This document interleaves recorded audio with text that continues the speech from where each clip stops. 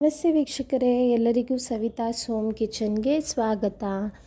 ನಮ್ಮ ಇವತ್ತಿನ ರೆಸಿಪಿ ಏನು ಅಂದರೆ ಪಾನಿಪುರಿಗೆ ಬೇಕಾಗಿರುವಂಥ ಪೂರಿ. ಪಾನಿಪುರಿ ಒಂದೇ ಅಲ್ಲ, ಮಸಾಲೆ ಪೂರಿ, ಸೇವ್ ಪೂರಿ, ದಹಿ ಪೂರಿ, ಯಾವುದೇ ಚಾಟ್ಸ್ ಮಾಡಿದ್ರೂ ನಮಗೆ ಈ ಪೂರಿ ಬೇಕೇ ಬೇಕು.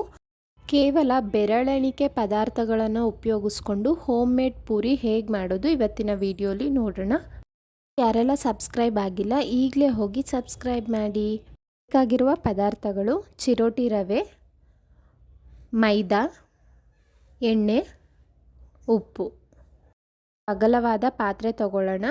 ಇದಕ್ಕೆ 1 ಕಪ್ ಆಗೋಷ್ಟು ರವೆ ತಗೊಂಡಿದ್ದೀನಿ. ನಂತರ 4 ಸ್ಪೂನ್ ಆಗೋಷ್ಟು ಮೈದಾ ಹಿಟ್ಟನ್ನು ಸೇರಿಸ್ಕೊತಾ ಇದ್ದೀನಿ. ಈಗ ರುಚಿಗೆ ತಕ್ಕಷ್ಟು ಉಪ್ಪನ್ನು ಹಾಕೊಳ್ಳೋಣ.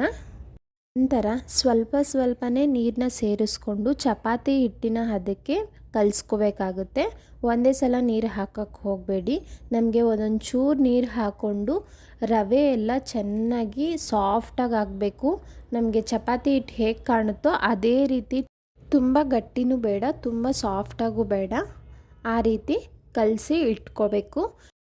ರವೆ ಎಲ್ಲ ನಮಗೆ ಕಾಣಿಸ್ಲೇಬಾರ್ದು. ನಾವು ನೀರು ಹಾಕಿದ ತಕ್ಷಣ ಅದು ಸಾಫ್ಟ್ ಆಗುತ್ತೆ. ಸೊ 10 ನಿಮಿಷಗಳ ಕಾಲ ಹಿಟ್ಟನ್ನು ಚೆನ್ನಾಗಿ ನಾದಬೇಕಾಗುತ್ತೆ. ಈ ರೀತಿ ಮಾಡೋದ್ರಿಂದ ನಮಗೆ ಪೂರಿಗಳು ತುಂಬಾ ಚೆನ್ನಾಗಿ ಬರುತ್ತೆ. ನೀವು ಕೈಗೆಲ್ಲ ಅಂಟ್ಕೋತಿದೆ ಅಂದರೆ ಕೇವಲ 1 ರಿಂದ 2 ಸ್ಪೂನಷ್ಟು ಎಣ್ಣೆನ ಹಾಕಿ ಕೊನೆಯದಾಗಿ ಎಲ್ಲ ಮಿಕ್ಸ್ ಮಾಡಿ ಒಂದು 10 ನಿಮಿಷಗಳ ಕಾಲ ಪಕ್ಕಕ್ಕೆ ಎತ್ತಿಡೋಣ. ನೋಡಿ, ಚಪಾತಿ ಹಿಟ್ಟಿನಾಗೆ ಕಾಣ್ತಿದೆ ಅಲ್ವಾ, ನಮಗೆ ರವೆ ಅನಿಸ್ಲೇಬಾರ್ದು. 10 ನಿಮಿಷದ ನಂತರ ನಾನೊಂದು ಪ್ಲೇಟ್ ಮೇಲೆ ಒಂದು ಸ್ವಲ್ಪ ಎಣ್ಣೆ ಸವರಿ ನಂತರ ಈ ಹಿಟ್ಟನ್ನು ಚಪಾತಿ ಹಿಟ್ಟು ಥರನೇ ತೀಡ್ಕೊತಿದ್ದೀನಿ. ನೋಡಿ, ತುಂಬ ತೆಳ್ಳಗೂ ಬೇಡ, ತುಂಬ ಗಟ್ಟಿಗೂ ಬೇಡ. ನಾವು ಚಪಾತಿಗೆಲ್ಲ ಯಾವ ಥರ ತೀಡ್ತೀವೋ ಆ ಥರನೇ ತೀಡ್ಕೊಂಡು ಒಂದು ಚಿಕ್ಕ ಮುಚ್ಚಳ ಇದ್ದರೆ ಸಾಕಾಗುತ್ತೆ.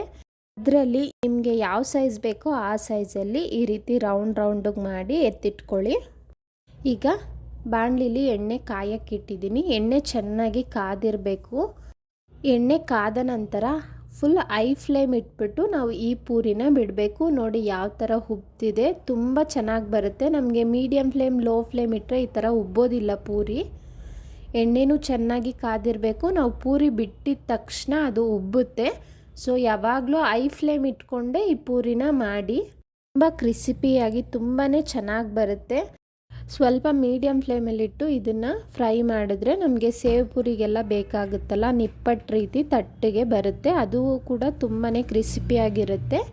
ಒಂದೇ ಹಿಟ್ಟಲ್ಲಿ ನಮಗೆ ಯಾವ ರೀತಿ ಬೇಕಾದರೂ ಮಾಡ್ಕೋಬೋದು. ಈ ರೀತಿ ಹುಬ್ಬಿನೂ ಮಾಡ್ಕೋಬೋದು, ಅಥವಾ ನಿಪ್ಪಟ್ಟು ಥರ ತಟ್ಟಗೆ ಬೇಕು ಅಂದರೂ ನೀವು ಸ್ವಲ್ಪ ಮೀಡಿಯಮ್ ಫ್ಲೇಮಲ್ಲಿ ಡೀಪ್ ಫ್ರೈ ಮಾಡಿದ್ರೆ ಅದು ಬರುತ್ತೆ.